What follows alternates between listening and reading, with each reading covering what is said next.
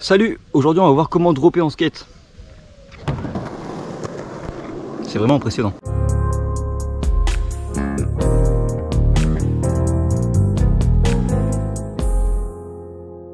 Dans un premier temps, on va essayer de trouver une rampe assez petite pour débuter. On va pas commencer à dropper des gros murs de 3 mètres de haut. Et ce que je peux vous conseiller en plus, c'est de ne pas dropper une courbe, mais plutôt de dropper un plan incliné. Donc un plan incliné, c'est quelque chose de droit, tandis qu'une courbe, c'est quelque chose de courbé, évidemment. Alors déjà, je vais vous partager un petit exercice à faire avant même de dropper sur une rampe. Ça va être de dropper sur le sol. Ça va être super important de bien réussir cet exercice. Le but, ça va être de se mettre en position de drop. Donc on va mettre son pied arrière sur le bout de sa planche et le pied avant au niveau des vis. Ça va être vraiment important de le mettre au niveau des vis parce que quand on va plaquer sur le module, si on est 8 vis, on va pouvoir normalement être le plus stable possible. Le but de l'exercice, ça va être de plaquer très fort sa roue avant sur le sol. C'est la clé pour réussir un drop. Donc en fait, vous voyez, si je le fais assez fort, je repars vers l'avant, j'ai donc réussi l'exercice. Si je suis un peu fébrile et que ma replaque elle est bizarre, que c'est un peu en diagonale, que je pars en arrière, c'est foiré, l'exercice est pas bon et si vous faites ça sur le module, vous allez peut-être mourir. En fait, le but d'un drop, c'est clairement d'atteindre avec ses roues avant le module le plus vite possible. Une fois que vous avez validé cet exercice avec succès, on va pouvoir commencer directement à dropper pour de vrai sur un plan incliné.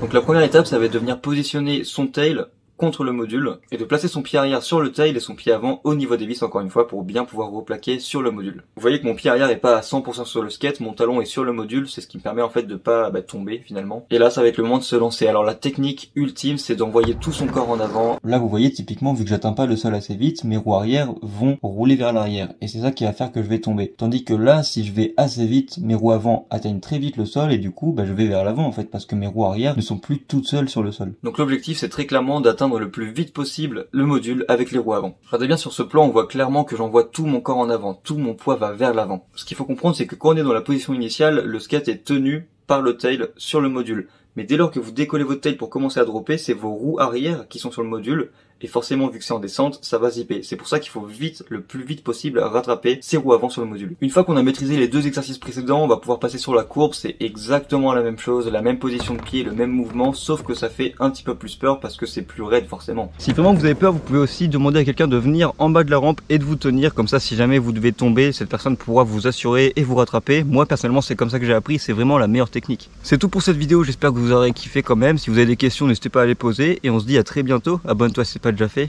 Salut.